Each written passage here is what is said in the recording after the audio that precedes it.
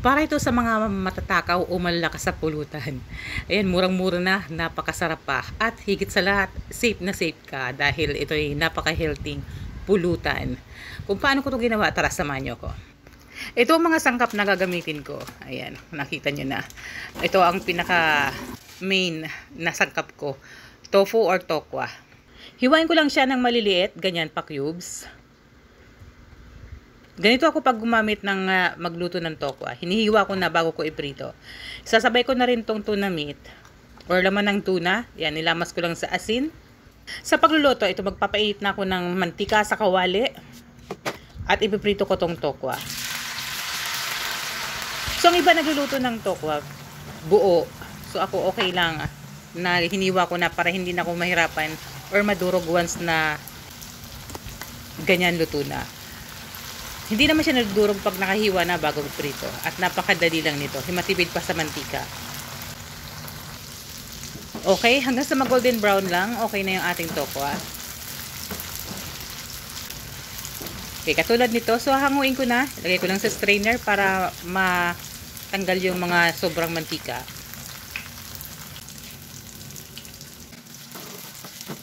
Gagawa naman tayo ng sauce para sa ating tofu or tokwa. So, ito, nor seasoning yan. Dahil wala akong nasa bote, sachet lang. So, mga 6 na sachet yung ginamit ko. Pinigaan ko na rin ng mga 5 piraso hanggang 6 na pirasong kalamansi. Hindi naman siya kalakihan. Titimplan ko siya ng pamintang durog.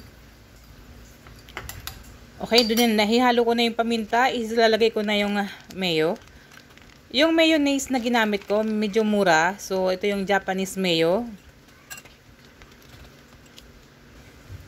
O kaya kung napansin nyo madami, no? Pero masarap din tong mayo na to. Mura lang siya.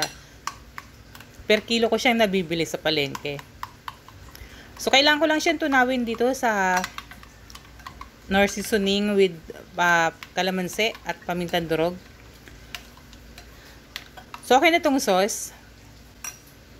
Saktong-sakto na yung lasa. Ayan na. Ipipirito ko na rin yung tuna. Sinabay ko na rin natitirang tulingan yan. Sayang kasi. So, isasabay ko na siya. Binainit ko lang.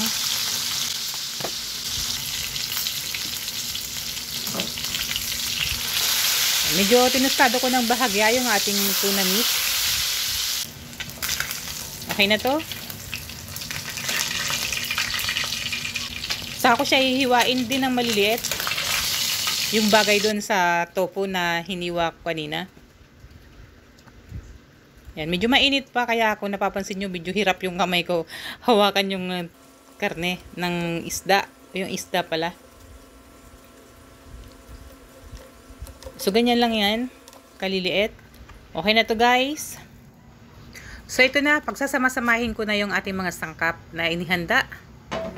Ayan. Kaunting mantika lang yan. Medyo malapad lang at mababaw yung aking kawali. Kaya akala nyo masyadong madami. Yan. Nilagay ko yung bawang na pinong-pino. May kasamang luya din. So, naglagay din ako ng butter. Dahil maliit na lang yung butter ko, dinagdagan ko ng star margarine. So, yung cholesterol-free na star margarine. Ayan. So, tinunaw ko muna siya bago inilagay itong sibuyas. Sibuyas, ayan, tinadad ko ng pino. At hindi ko siya overcook para crunchy pa din. Okay na to, ilalagay ko na rin yung siling green or siling haba. Depende sa dami ng gusto nyong ilagay na sili. Kung gusto nyong mas manghang, damihan nyo. Kung gusto nyong todo anghang, lagyan nyo ng siling labuyo. Ayan. So, okay na to. Ilalagay ko na yung pinritong tofu or tokwa.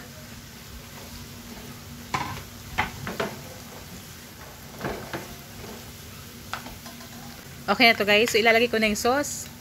Ginawa ko kanina, yung mayonnaise with nor seasoning and kalamansi. Saka ko siya imimix lang dito.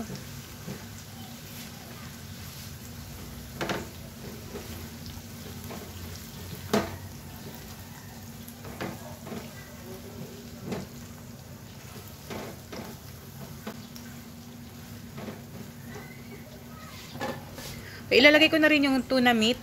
Sasabay ko na. Para talagang halong-halo. Ay nako guys, napakasarap nito. Kahit masobrahan ka sa ulam. Okay, healthy naman. So nilagyan ko ng paminta.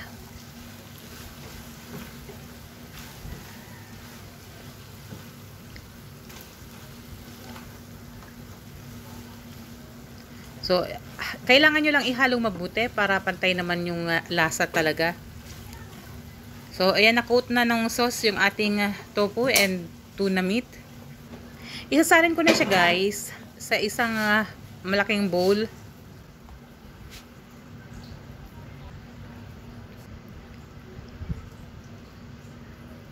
Pero gusto ko mas masarap pa kaya hindi pa tayo tapos. And nilagyan ko siya ng crunchy chicharon. So, krinash ko siya. Ayan, dinurog ko.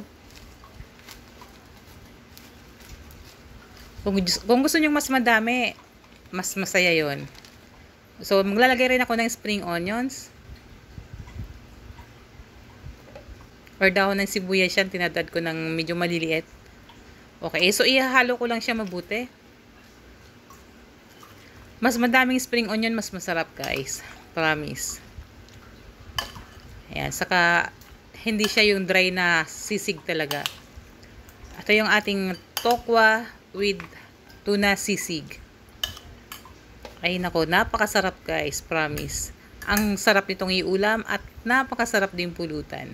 Ayan, sana nagustuhan nyo ang ating recipe sa ngayon. So maraming salamat sa panonood.